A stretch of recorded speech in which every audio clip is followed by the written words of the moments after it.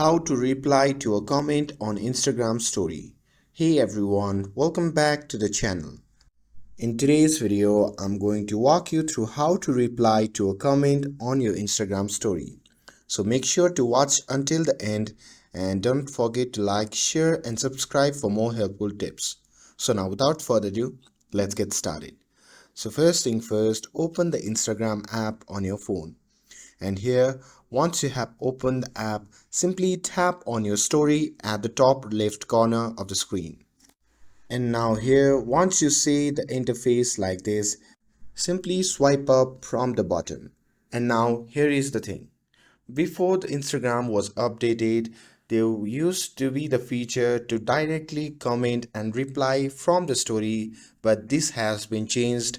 So now if the person has commented on your story, you will see the message on the DM section.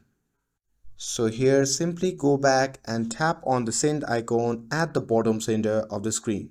And here once you are in a DM section, simply select the person who have commented on your story. And once you are in the chat box, you can type your response in the text box and then send to them. And that's it. After that, your reply will be sent as a private messages and it won't show up publicly.